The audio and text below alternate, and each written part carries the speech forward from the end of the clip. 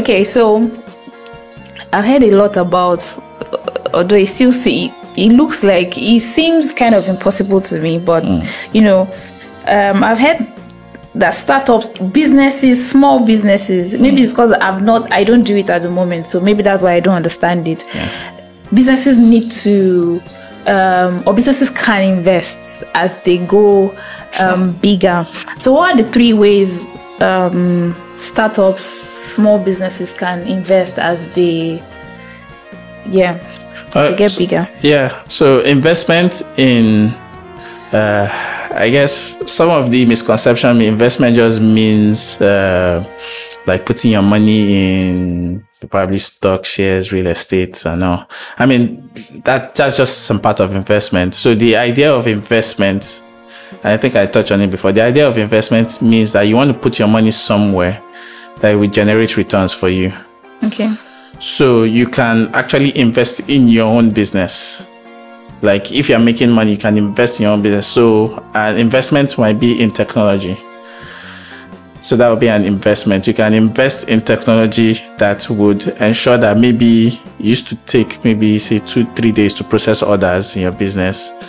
You can then process the orders in 2-3 hours because technology has made it faster. So the faster you process orders, the faster you can get more orders in. Okay. I mean, because if you do it fast, your customers will tell other people like, man, those guys, they are fast and all of that. Then the more orders you have, and besides, once all those orders come 2-3 hours, they are out. Or compared to if you have 100 orders and they're taking 2-3 days, now you're doing 100 orders probably in a day. So it means that you've already expanded your capacity to earn. So it might not look like a direct, I'm investing in somewhere they're paying me dividend. I'm investing in somewhere I'm getting interest. I know, but then that's an investment. Some people invest in people. So some people come into your business and their salary looks like, oof, these people are going to drain. This people is going to drain the small money I have. But then once they get to work, you just realize that they're actually, these guys are the guys making money for you. Most business, it gets to a point where the business owner just steps back and people are doing the work for you, making the money. So there's investment in people as well. There's investment in assets. So maybe you're renting all the time. You're renting things. Then you can decide you don't want to set up my own place because you save money from there. And then you can actually also be a renter of those things that you have, like other people are now using it to generate. So investment generally just means put your money somewhere that will generate money for you. So as a small business, invest in technology, invest in people, invest in assets. Then if you have excess, which I think many small businesses don't, if you have excess, then you can be thinking of probably buying shares and stocks in the larger one. So there are some guys that they will never go down. If they go down, the whole economy is down. Like they are always at the top of the stock exchange. Their prices are always going up. Like small cash. If you have some money excess, you can invest in forex. Actually, forex is not an investment right now because it's just it's just going up and down. But all those things usually they are usually on the side. They usually don't help SMEs as much. SME still needs a lot of, it's like a growing kid. They just need a lot of your earning capacity. Yeah, your capacity. Exactly. So invest in things that will boost your earning capacity. Because I remember a while ago, I was going to pitch to investors, and I was talking to like an older friend, and she was like, no matter what you do, I'm going back to, because you actually talk about investing in people. She was like, no matter how much you give out, how much of your business you give out, make sure that you retain some of it for, like some of your staff that probably they've been dedicated to you, because at some point they'll want to have, like a skin in the game. So no matter how much of the business you want to give out, just remember that there's some people that you are starting from the ground, and those people are investing in you. So you should keep because that loyalty will also help your business grow as well. Yes. So that's what startups do. And I feel small businesses should get into that as well. I mean, I guess there's a small difference between what startups are and small businesses are. So I advocate for it a lot, and I actually do it myself. Like if you have somebody that is working with you, after a while, or you can even do it from the start, just let them know that they have a stake in the business. Give them something in the business. Doesn't matter how big or small. Even if it's 2%, let them be an owner of the business. They won't overthrow you or whatever. So people are always like, I want it 100%. I know, but you can give them up to 5-10% of the business, because people tend to care more when they are working for themselves rather than working for someone. Nobody will care about your business more than you, the owner. So when you've made somebody a part owner, so at least you already have somebody that also now cares, because the person now cares that if anything happens to my business, the person starts thinking that way. If anything happens to my business, as it affects my livelihood and all of that. So you just get people that are more dedicated and all of that in that way. So I always literally advocate that small businesses just take that. Big companies too now, their staff always have a share scheme. I think Nigerian breweries, or they have, once you've become a staff, you stayed for a while. I think you have to stay for a while, so people will not just come in and you say take shares. Once you stay for a while, share the whole business. Exactly. Once you stay for a while, you just even enter. They won't give you your personal share. You just enter the staff cooperative group.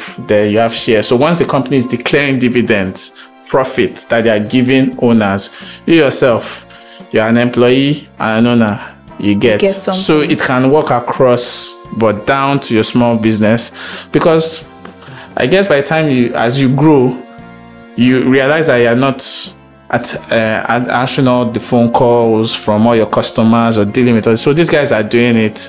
Yes, they have a salary, but then once they also feel like they are in there, like they can make and bring your business right there. So you just need to just try and find a way to just ensure that they're as involved as you are as a business owner.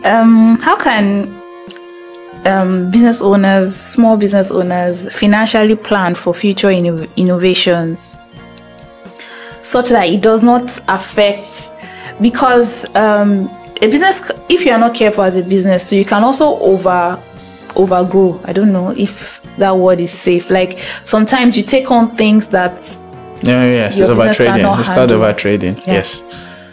Well, at the end of the day, it still boils down to what's going on. I know. So people take on more than they can handle, and it's the fear of not having enough that usually causes that. Like, maybe somebody comes in. A typical example is a small business might literally that has the capacity to handle maybe something like maybe 500,000 naira job, and then all of a sudden someone brings a 2 million naira job. You just, almost everybody will tell you'll be a fool not to take that, but the truth is you don't even have the capacity to handle that. Like, you can get the 2 million, but then that you deliver or whatever is another thing entirely. And then you mess it up, it affects your reputation and all of that. And then everybody says bye-bye. So I guess the question will be at that point is that, can you plan your business to say that we know we're at this level now, but based on our capacity, this is what we can do. So in factories and all of that, most factories have they have a planned capacity of, say, we can do 100 metric tons of this. And then most times they're just doing it at 50, 60.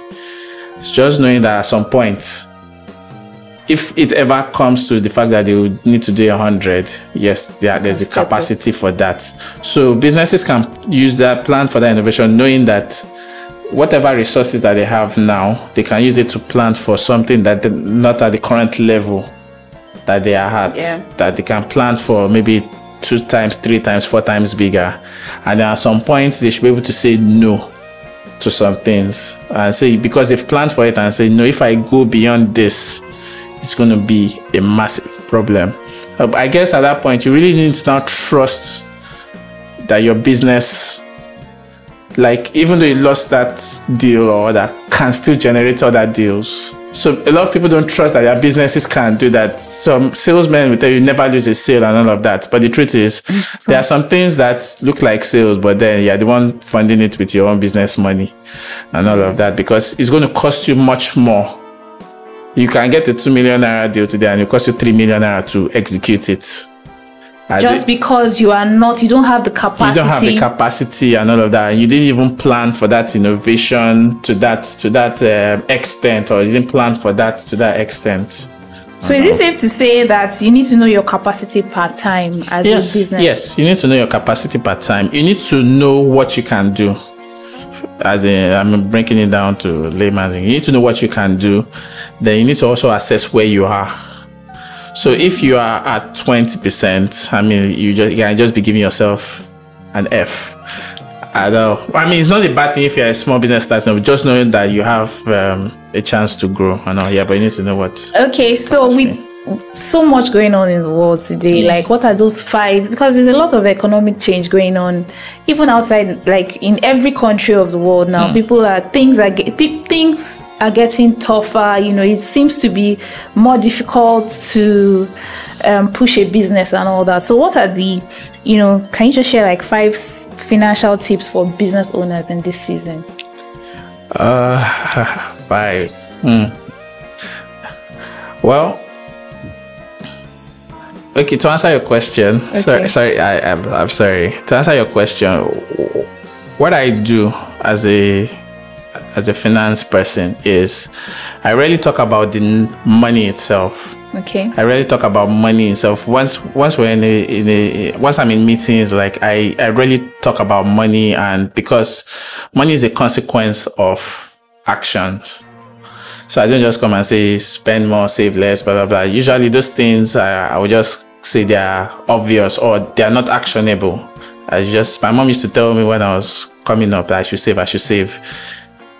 It makes sense to me. Like, yeah, I've heard you. Like, it just feels like life advice. So I guess what I'm going to say might not be generally like financial tips, but they all have financial implications, and that's really how I am wired, or that's the message I spread. Like, do things well and the money part will take care of itself.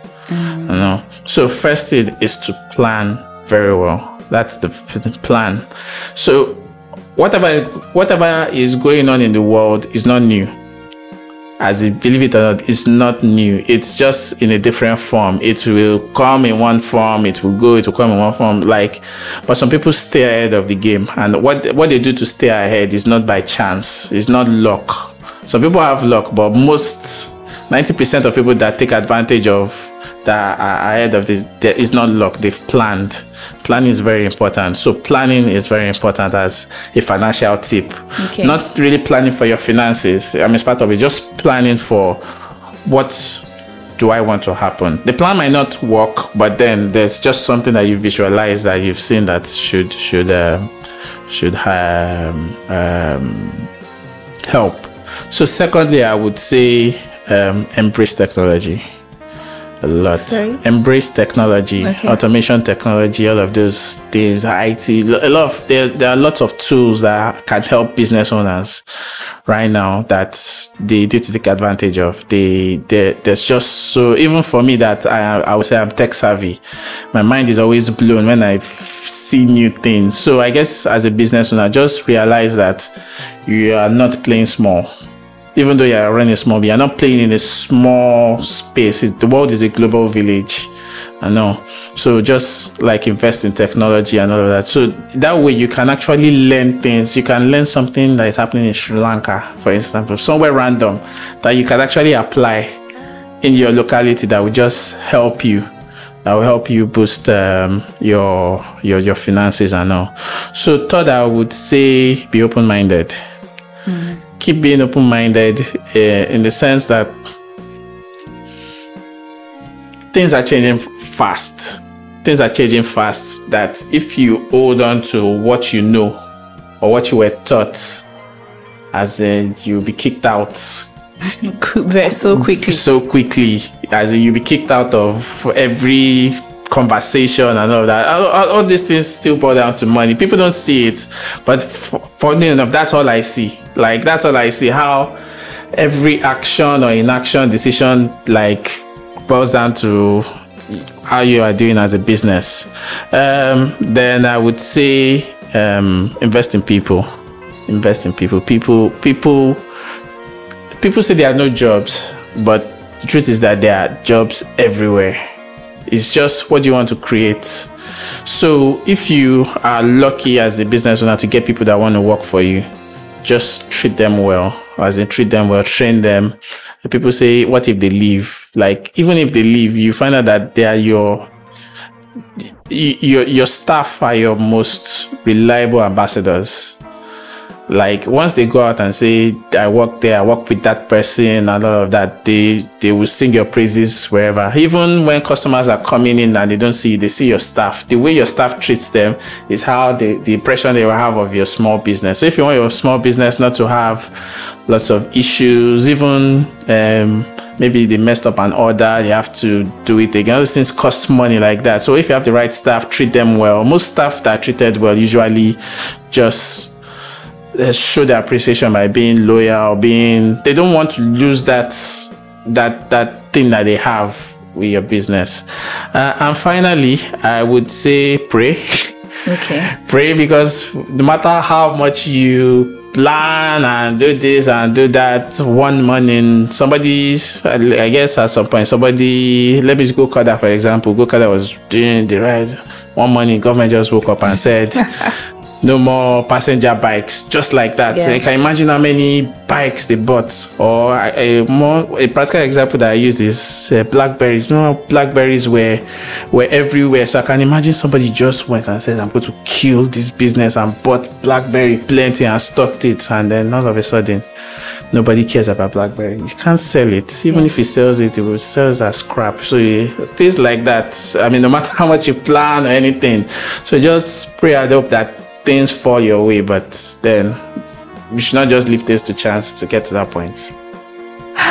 Thank you so much. I know that you are such a because I know how much I had to go after you to get here. So I know you're a really busy person, but how do you make sure that you don't, how do you avoid burnout? Is there anything like that? Yes, now sometimes you get overwhelmed with work. I know. Is there anything like avoiding burnout? I'm just teasing you. I'm just teasing you. I guess I've overused the word, but I'm still going to say it again. I just plan my time. That's all that there is to it. I plan my time. So why I might appear busy at this point is because I'm building the business. I'm building myCFOng. I'm building it. So I think at the building stage for any business, the business owner needs to really be involved. You have to be involved in building it up, how you want it to operate. You have to be there you have to be in there full time. After a while, you take a step back, and then things need to stay in place. But I just try to plan my time. I am a homebody, so if I'm not working, then I'm at home. Even if I'm working from home, but I'm working, I have a very young family, so spending my time with them is very, very, very crucial to me. So I guess I work when I'm supposed to work, and I relax when I'm supposed to relax. Thank you so much for coming, Jibola. You're welcome. myCFOng. Yes. I'm sorry, I need to steal like 2 minutes to just, can you just tell us like just tell us a thing or two about what myCFOng does? Oh yes, so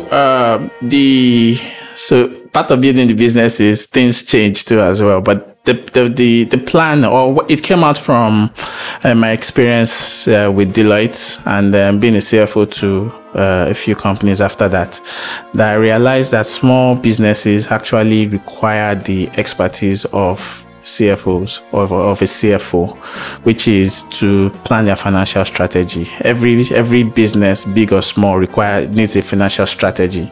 So my CFO kind of like found out that the smaller businesses cannot afford a CFO be at my level, and CFOs at my level don't want to work for small businesses. Like, the trade-off is massive. So I decided that, I was going to create a platform where people that have my expertise, can actually help small businesses. So myCFOng is essentially a platform for small and medium-sized businesses and even startups to access CFOs on a virtual basis or on a need basis, not full time. You don't have to bring us in full time and sit with you all, and then all our money we just drain your business.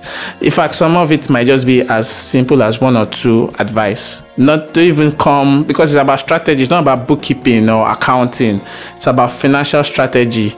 I have this thing. Do you think I should go with it? Like sometimes you just need the financial expert to just explain some things to you. So usually that's what the plan was. That was the stuff at the start. So that's still ongoing anyway. But what we also now found was when we started posting and when I post and all of that, I realized that there's a young, very vibrant upcoming set of accountants and financial experts that actually want to become CFO. So what we now do now, we do a lot of knowledge sharing sessions to those guys, because the truth is myCFOng how many clients can we really cater to? And there are millions and millions of SMEs like across the country. Yeah. So what we now see is that it's better to harm a lot of people that can actually be CFOs to your small businesses or to anything. You can just even be like a small church group, just a small, not even the churches, so just a church group, and you just need somebody that has that. I don't know if you've been to some groups like that. People contribute money and all of that, and then not the money is gone, or nobody can really account for anything, or nobody really had a clear financial strategy. You just know we want to contribute for this. Then all of a sudden you realize after you contributed, it's not enough. The guy that is left as the organizer is taking money out of his own pocket to ensure things are done and all. So if we can empower as many people as possible, they're already in the finance space. We don't want people that are non-finance people. If you want, you can, but if you're not in that space, don't worry, do your thing. Then we'll train and harm a large number of people that can actually take up that role. And the CFO tag is just a loose tag. It could really just be anybody that really has the expertise or understanding that finance is one part, the business is another part, and then merge the two together. Thank you so much for coming today. You're I'm welcome. so grateful. I really appreciate that you did this today. So thank you so much. You're welcome. Thanks for watching this episode. Don't forget to like, share, and subscribe to the YouTube channel. I hope you've learned a thing or two about, business accounting and just keeping your books together. I hope to see you again next time. Thank you.